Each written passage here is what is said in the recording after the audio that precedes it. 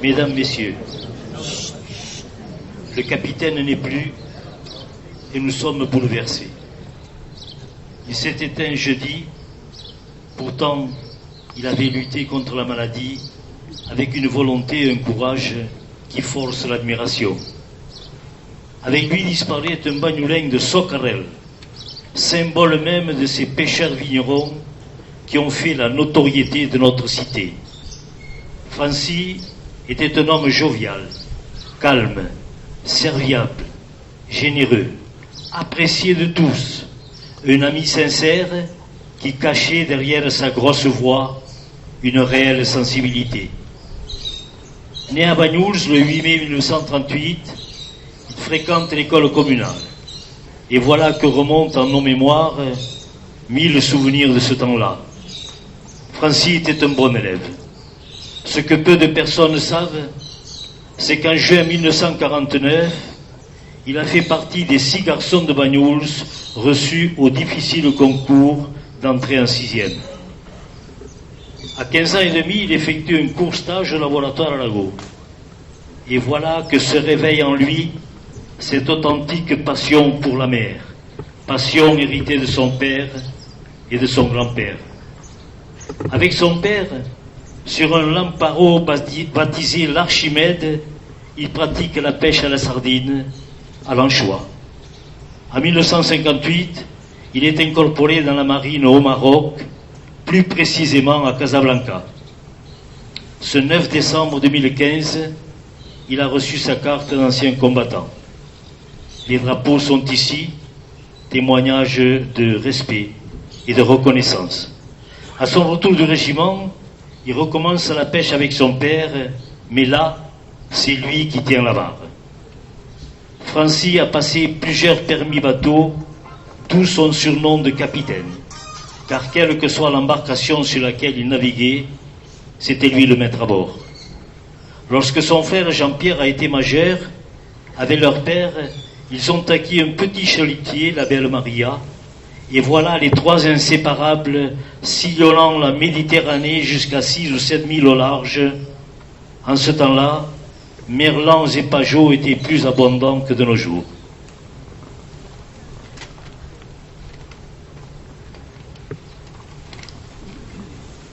À leur retour, les bagnoulins venaient acheter le poisson frais au Fontolet.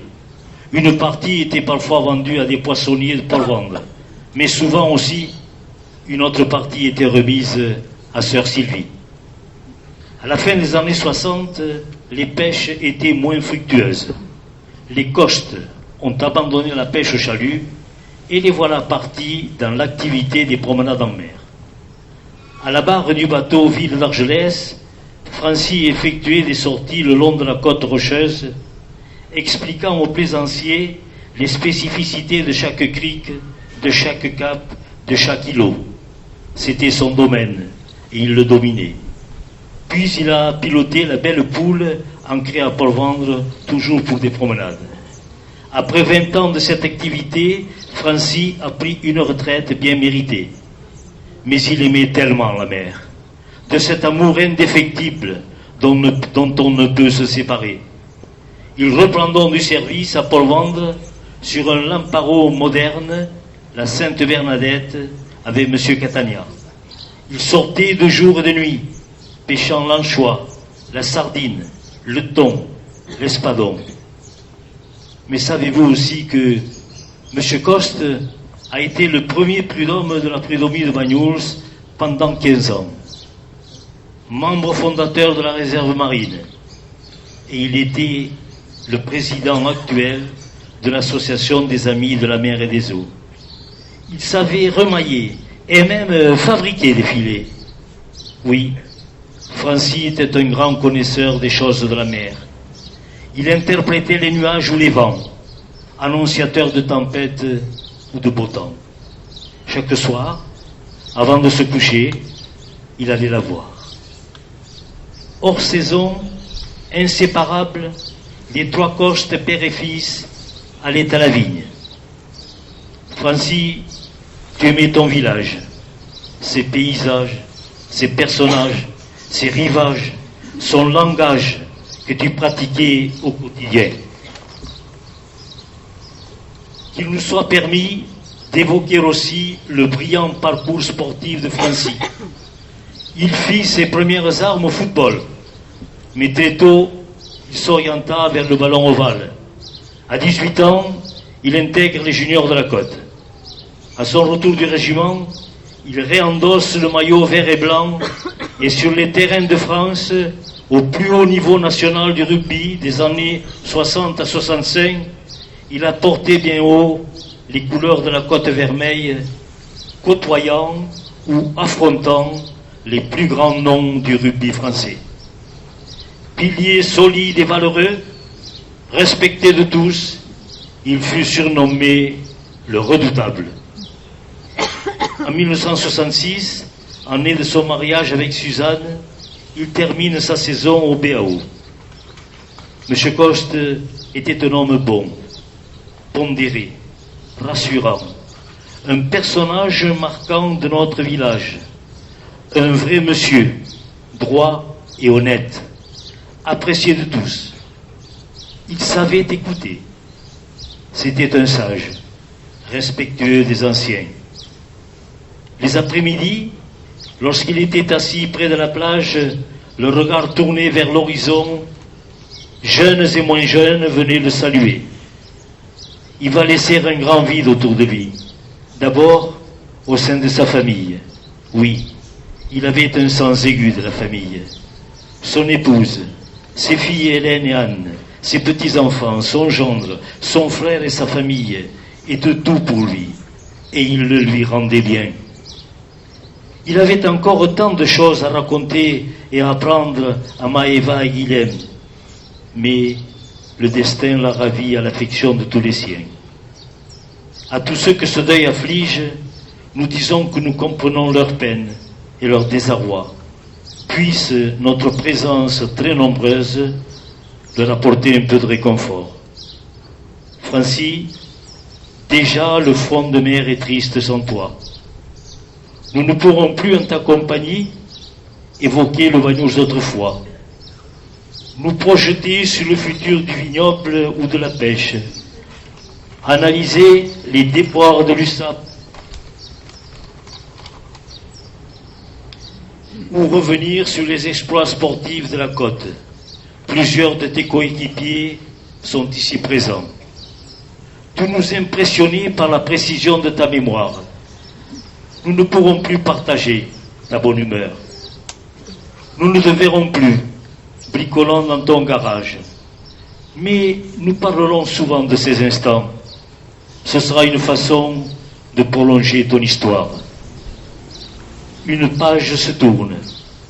Elle parle de chez nous. Ce que tu as écrit, Francis, par ton bon sens, tes actes, tes convictions, ta générosité, ne s'effacera jamais. En conclusion, mesdames et messieurs, je vous soumets 2 phrases que Francis a dites lors d'une entrevue et qui sont restées écrites. Je suis très content de la vie que j'ai menée et je n'ai pas à me plaindre de ma retraite. J'ai passé des moments difficiles en mer, mais si c'était à recommencer, je serais prêt à le refaire. Une vraie leçon de vie, un vrai message. Adieu, amic. Avui deixes aquí, a l'abric de muntanyes, un vilatge bonic, a on vas veure el dia i que tant has estimat. Al moment de partir pel camins de l'eternitat, te volem dir, Francis, que els somnis i records no volen morir. Per sempre més, el murmuri del mar i la veu forta del vent del nord presolaran el teu dolç record. Descansa en pau.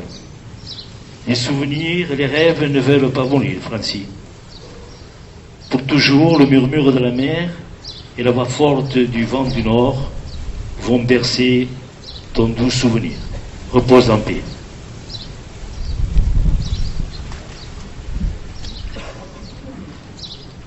Mesdames, Messieurs, très touché des marques de sympathie que vous leur témoignez, à l'occasion du décès de leur très regretté Francis Coste, survenu à l'âge de 78 ans, Madame Suzanne Coste, son épouse, Madame Hélène Coste, sa fille, Monsieur et Madame Christophe et Anne Sanchez, née Coste, sa fille, Maëva et Guillaume, ses petits-enfants, Monsieur et Madame Jean-Pierre et Régine Coste, son frère, Monsieur et Madame Azédine Arif et Sabine, née Coste, sa nièce, Samy, Yanis, Naël, ses petits-neveux, Monsieur et Madame Alain Ollet et leurs enfants et petits-enfants, Monsieur et Madame Albert Sablérol, ses amis, Monsieur et Madame Christian Sanchez et leurs enfants et petits-enfants, les familles Coste, Sanchez, Ramos, Rech, Cortada, Parnade, Figueres, Paille, Mougne, parents et alliés, vous expriment par ma voix l'expression de leur gratitude et de leur reconnaissance. Monsieur Jean-Michel Solé, maire de Vagnouls, et l'ensemble du conseil municipal, Monsieur Michel Molly, vice-président du conseil général, du conseil départemental, expriment à la famille leurs très sincères condoléances.